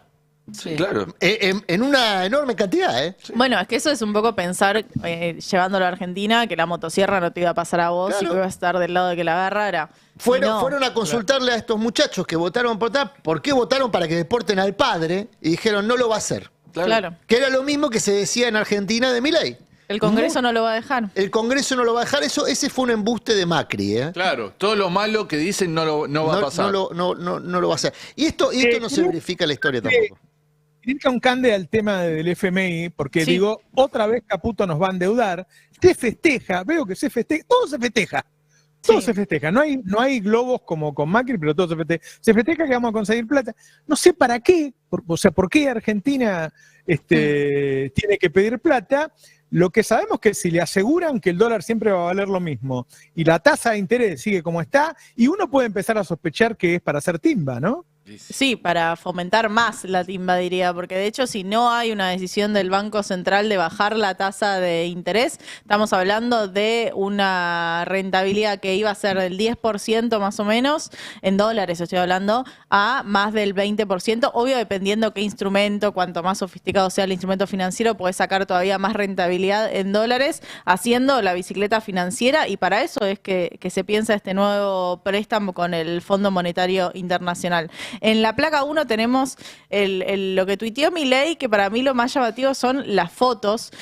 No solo las fotos, cuando terminaron esta reunión de 75 minutos entre Cristalina y Javier Milei, Cristalina habló a medios locales, a medios latinos, que es algo que no suele hacer, la verdad. El Fondo Monetario tiene una burocracia bastante dura, donde hay un protocolo y ceremonia adecuado a cada instancia, y se ve que el FMI ya se acomodó a este tono más trumpista, a esta salida, ¿no? de esta cuestión más formal, y se sacó fotos haciendo estos gestos como Javier Milei en ese abrazo fraterno, en una muestra de un apoyo claramente político a el país, que logró hacer un ajuste muy profundo en términos de ajuste fiscal, que logró hacerlo sin generar un estallido social, y que, bueno, lo que sigue siendo más débil es el frente cambiario, son los dólares que faltan en el Banco Central y las preguntas que entran en relación a, bueno, si efectivamente hay un nuevo programa con el fondo, nos volvemos a endeudar, nos dan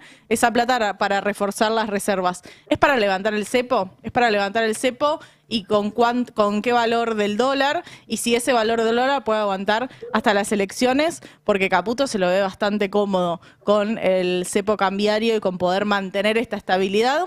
que recordemos, ¿no? En esto de la narrativa es todo fiesta, pero venimos de semanas donde el Banco Central viene interviniendo muy fuerte en los dólares financieros para mantenerlos en estos 1.150, 1.200 pesos en las cotizaciones paralelas. Entonces, hay mucho estrés en ese frente cambiario y hay muchas dudas e incertidumbres. Vuelvo a traer la nota de Cavallo y no por engrandecerlo, sino porque es la persona que habla con los círculos de poder en la Argentina y la advertencia fue clara. Tenés 90 días para ver si vas a levantar el cepo cambiario, para ver si va a haber una devaluación del 20-30% en la moneda, y esos 90 días tienen en cuenta la liquidación de la cosecha gruesa, tienen en cuenta estos vencimientos que tiene cíclicamente la economía argentina y que necesitan alguna respuesta más allá de este apoyo claramente político de Cristalina a Javier Milei.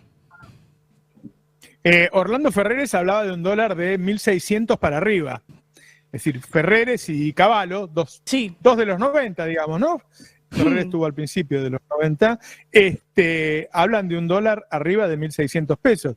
Y él lo está planchando con 1%, cuando la inflación, digo, hay algo que él debería haberlo sabido, Caputo, que en Argentina hay un tema, que hagas lo que hagas, hay una inercia inflacionaria que no podés bajarla de un día para el otro. Esos planes que bajaban la inflación de un día para el otro no existen más. Entonces vas a seguir unos meses más, aunque sea con un 3%, después vas a agarrar al 2%, con una suba del dólar del 1%. Es decir, todos los meses se va a depreciar. Todos los meses el dólar va a valer cada vez menos. Y este tema, otra cosa, mira, yo esto lo hablé, antes de tuitearlo, lo hablé con un montón, porque yo, bueno, hace muchos años que no estoy en el comercio, y digo, no me quiero equivocar. Y todos piensan lo mismo, es decir, si vos acostumbrás, le están diciendo a la gente, bueno, ahora los comercios te van a poner el precio en pesos y en dólar. Ya hay una cultura, hay una cabeza dolarizada de todos, del consumidor y del comerciante. El comerciante, cuando hay una devaluación, piensa que todo va a subir y por las dudas sube, cuida su stock. Ahora, si vos además le pones el precio en dólar, ¿no? Si un tipo pone, dice, bueno, este pantalón lo voy a vender a 50.000 pesos o a 50 dólares. Y el dólar se va, un día sube y se va de 1.200 a 1.500, el tipo lo va a subir porque va a aportar más a su cabeza dolarizada. Es decir, es un error. Porque si tenía alguna posibilidad Milei de decir, che, quizá la próxima devaluación no pase toda a precios. Quizá la próxima, como hay recesión y qué sé yo, y no sé, y el ajuste fiscal y lo que sea, quizá me aguante un poquito más una devaluación real. Es un error poner precios en dólares. Pero tener ¿sabes? precio en pesos. Ahí es lo que va a pasar, y es algo que creo que lo escribí hace un tiempo, seguro lo hablamos acá. Sí. Vos tenés el precio de algo en dólares y en pesos. Si hay una devaluación, el precio en dólares va a quedar igual, va a cambiar el precio en pesos, y entonces Milei va a salir a decir, ven, el problema no es que Argentina esté más barata, más cara, el problema es que el peso sirve menos. Es decir, se va a alimentar una narrativa en contra del peso. Vos dirás, ¿es absolutamente incompatible con la narrativa actual? Sí, seguro, pero a Milei no le interesa ser coherente con lo que dijo hace 3 meses o hace 6. Se va adaptando. Entonces, un poco el temor también es ese, a que con la dolarización de hecho, bueno, después se le pueda dar rienda suelta a una devaluación y esta sociedad partida de la que hablábamos al comienzo del pase va a quedar donde va a haber un sector que va a poder negociar, cobrar su sueldo en dólares y mantener su poder adquisitivo, mientras el resto va a tener su sueldo en pesos inflacionarios. Yo te digo, yo manejo una pyme, ¿no? Y el 95% del empleo hoy es de las pymes. La verdad que no conozco pymes que puedan adaptarse a una suba inflacionaria como la que vos planteás. Digo, no va a pasar. No va a pasar. De hecho, cuando ves las negociaciones de los sindicatos, están negociando suba del 1% mensual. Sí. Bueno, pero es una locura. Porque el modelo tiene 2 anclas, ¿no? Los salarios y el salario. Es que para mí eso es el punto más importante. El ancla sigue siendo la recesión. Y ahí entra la pregunta. Si vos ya estás en el segundo año de gestión, estás en un año electoral y vos, por condicionamientos del Fondo Monetario Internacional, porque tenés un problema o un estrés en el frente cambiario, lo que sea, vos tenés que volver a devaluar y volver a empobrecer, se cae esa narrativa del sacrificio para que después derrame algo. Es un sacrificio para tener otro sacrificio, para lo que decimos siempre que es un sacrificio y un ajuste infinito. Pero el tema es que cómo apoyás eso cuando quedaste efectivamente del otro lado. El tema lo escribe ayer en la apertura del Destape Fer Alonso. Vos tenés un fenómeno de inflación en dólares en Argentina que en el 24 acumuló 86%. más o menos en esa línea aumentó la canasta básica de alimentos, o sea, la que mide la línea de indigencia. Más o menos en la misma línea, la canasta básica de alimentos aumentó 87%, 86% tuviste inflación en dólares. Y los salarios, los ingresos, olvídate de los salarios del sector formal, los ingresos en general están por debajo de la evolución de los precios de la canasta básica, tanto la canasta básica de alimentos. Bueno, la canasta básica de alimentos en realidad le ganó, por ejemplo, al sector público. El sector público perdió 20 puntos en el 24. Y la canasta básica total subió en línea con la actualización de los salarios del sector formal, que son los que mejor resistieron la inflación en el 24. Ahora, la inflación en dólares está en el horizonte del 25 como el gran riesgo del plan de dolarización endógena de Milei, que es lo que se supone que Milei va a acelerar con estas medidas como las que se anunciaron.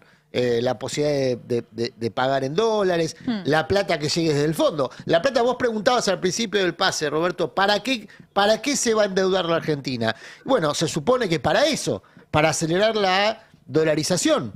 Se supone, digo, el gobierno. A mí me parece que se va a endeudar para mantener el dólar bajo y sostener la inflación baja para llegar a las elecciones. La inflación de peso baja. Plan platita en dólares sería. Está bien, pero A la ver, inflación en dólares es altísima. Plan de Udita lo podemos llamar. La gente quizá crea que el dólar vale eso porque Milei es un genio. La verdad es que vale eso porque destinó directamente, antes de meterse en el mercado como se vende todos los días, directamente el 20% de las exportaciones van al mercado paralelo. Fueron 18.400 millones de dólares el año pasado. La semana pasada se gastaron 500 millones de que salieron directamente del Banco Central. Es decir, se destinan cada vez más dólares para mantener ese precio del dólar. Como seguís sin dólares, porque estás 11.000 abajo, estás igual que... A ver, Massa tuvo la peor sequía de la historia y te dejó en 11.000 abajo. Estos tipos tuvieron 18.000 millones de dólares de superávit comercial y siguen 11.000 abajo. La única forma de salir de ahí y mantener este precio del dólar es que el FMI te preste. Y no sé si va a alcanzar, porque no sé qué va a hacer el campo. La duda es qué va a hacer el campo con todo esto. Porque si el campo te hace un presionar, cuando llega abril y vea que el gobierno está mal, entonces ¿ahí qué haces? Esa es la gran duda, que surgió este fin de semana. Si se va a liquidar, no se va a liquidar. Hay mucho grano retenido de la campaña, mucho, de la campaña 24. Para muchos productores que aparte están teniendo problemas para acceder al crédito, se acerca el deadline de todos los años, que es marzo-abril, porque vos tenés que vender para comprar insumos que subieron mucho en dólares. Por eso el tema de la inflación en dólares no me parece un tema menor.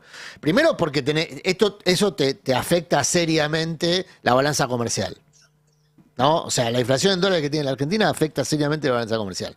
Si además a eso le agregás que los productores ven en el horizonte que no va a haber caída de retenciones o baja en las retenciones y van a tener una caída en el valor de su producto, el otro tema, perdón, ya es no los alcanza para comprar insumos. La posibilidad de una sequía también. Y hace un mes que no llueve como tiene que llover en el campo. Sí, tenés un problema. No descartemos ese tema, porque ahí sí es un problema adicional. Hoy el problema es con el trigo. Hoy el problema es más con el trigo que con la soja. La soja ya está.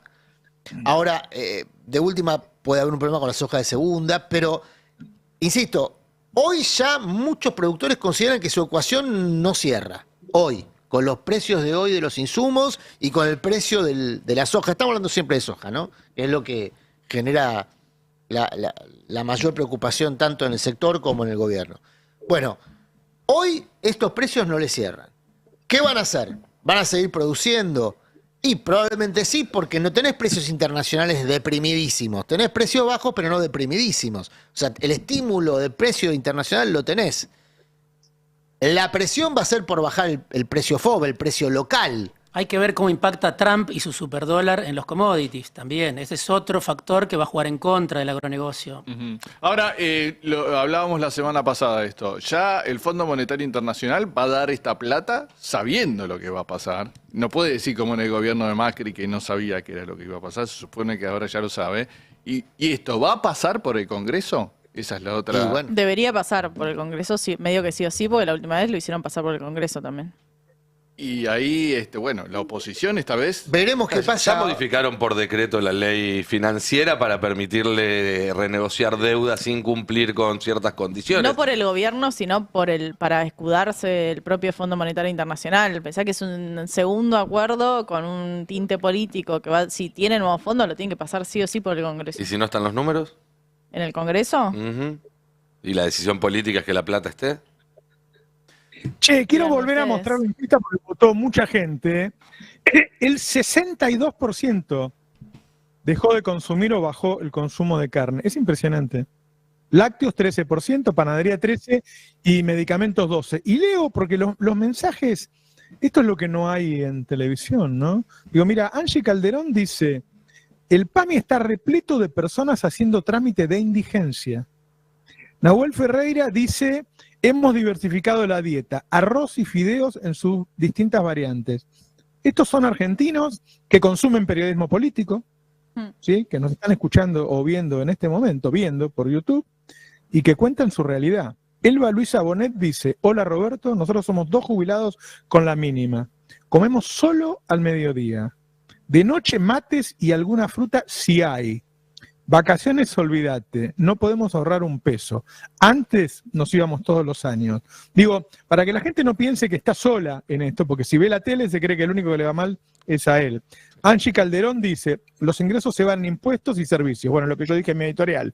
Verónica Alejandra Arias dice, yo bajé todo el consumo, porque en alquiler, luz, gas, cable, internet y alimentación se va todo.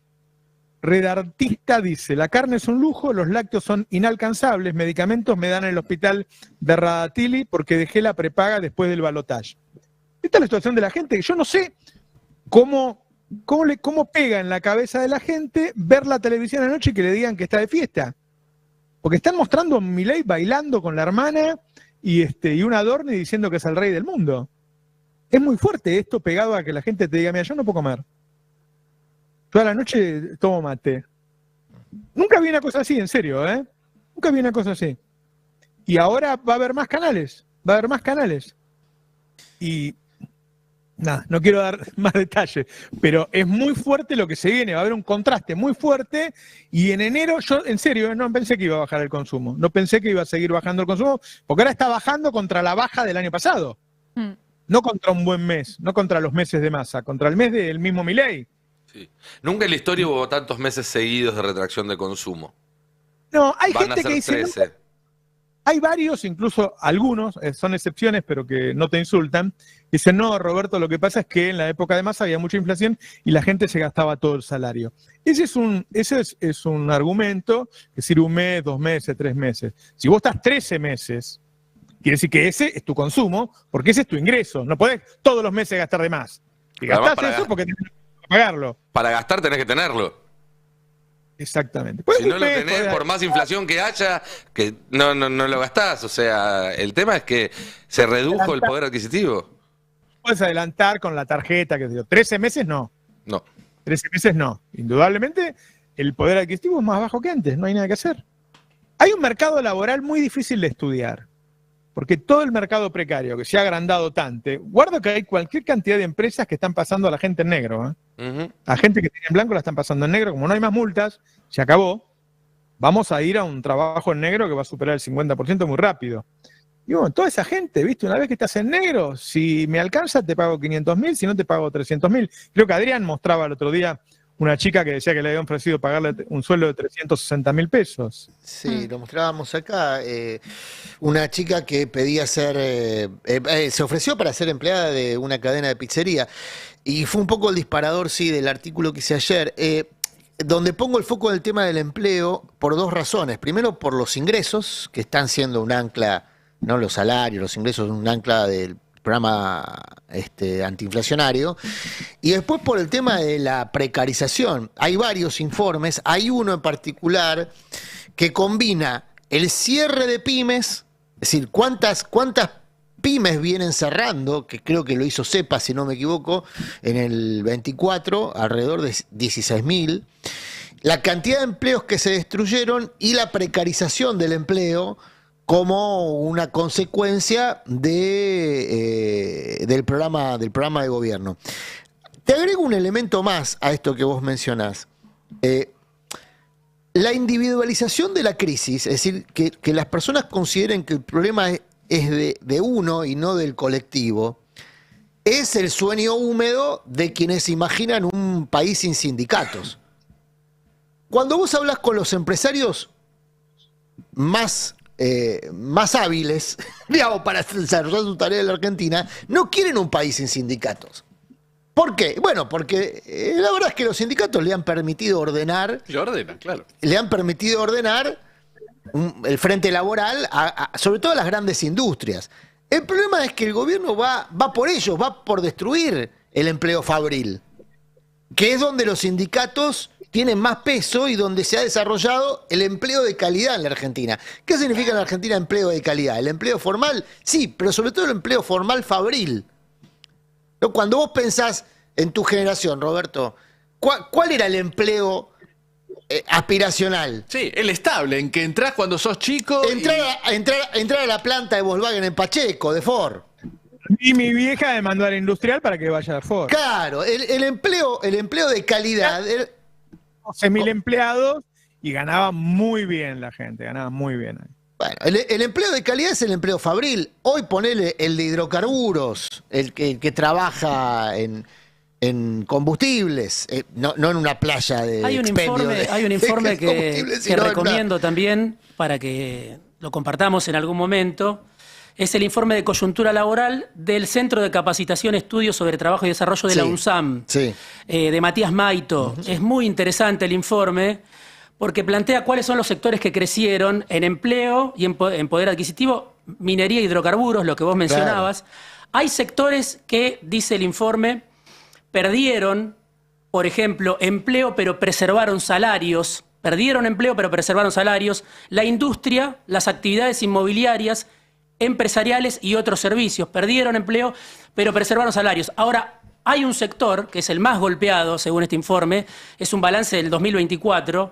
El sector más afectado es la construcción, claro, porque tuvo la actividad que tuvo peor desempeño en materia de empleo y salarios. Atravesó una muy relevante reducción de su dotación, se perdieron 18% de los trabajos en la construcción, de los empleos en la construcción, 18%, y además tuvo caída de poder adquisitivo, 5%. O sea que el mercado ahí ajustó por empleo y por salario. Y eso es la eliminación de la obra pública, ¿no? Exactamente, exactamente. Impresionante. Cuando Cande decía, bueno, ¿qué motor va a impulsar a la economía? Si la obra pública va a seguir planchada, si no van a invertir ahí, no sé de qué otra manera. Van a seguir echando empleados públicos, es decir, el Estado va a seguir corriéndose, no va a intentar empujar la economía y vamos a seguir viendo caídas. En algún momento se va a comparar con una caída feroz y empatará o rebotará un poco, pero vamos a una economía, a un consumo nacional más chico y que parte de ese consumo va a ser de productos importados. Y cuando rebote, toda la gente que se cayó afuera no va a volver a subirse.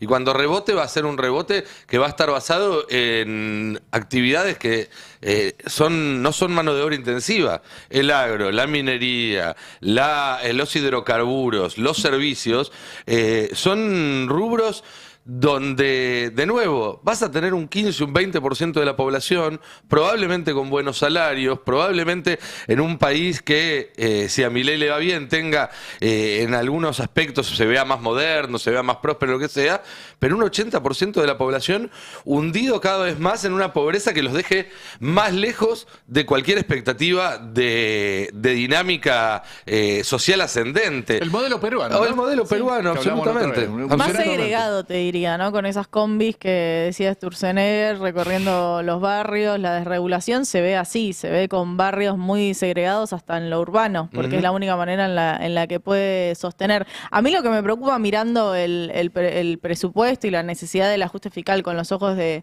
de Javier Milei y de Toto Caputo es dónde pueden efectivamente recortar este año y no queda mucho más que empleo público, no queda mucho más que seguir recortando subsidios energéticos, o sea que eso implica mayores tarifas, o sea, más tarifazos y que la gente ya no pueda hacer frente a sus tarifas y hay que ver cómo avanzan en la segmentación tarifaria. Entonces es complejo el año que se le presenta a Javier Milei, ya no solo por el estrés cambiario, sino porque ya recortó tanto en 2024 que no parece haber otro lugar donde se pueda recortar. Jubilados y Pero gobernadores. jubilados es su propio decreto, como que tiene que sacar un nuevo decreto que les licúe nuevamente la jubilación, es medio difícil de sostener. No, lo que pueden hacer es separar jubilados de primera, que son los que tienen 30 años de aporte, Claro. y jubilados de segunda y empezar a pagarles menos a los que se jubilaron con la moratoria. Ahora en marzo. Ahora van a eliminar hacia adelante, Claro. pero también pueden agarrar hacia atrás y decir, de hecho ya lo vienen haciendo con los bonos, va a cobrar cierta cantidad el jubilado bueno, el que aportó, y al que no, al que le regalaron la jubilación, todo esto entre muchísimas comillas, pues sabemos que es falso, va a cobrar menos. Es decir, una segmentación, Eso de va a nuevo, generar, una obviamente. sociedad de castas. Sí. Eso es lo tenemos paradójico. que ir yéndonos, porque hay una tanda. El tema es hasta dónde ellos pueden sostenerlo con este relato y con esta batalla cultural que dan, ¿no? Es decir, han convencido a una cantidad de gente de que la vida es así, de que esto es así. Y a mí me parece que lo que tiene que empezar de inmediato es una batalla contracultural. Es recordarle a la gente que la vida no es así.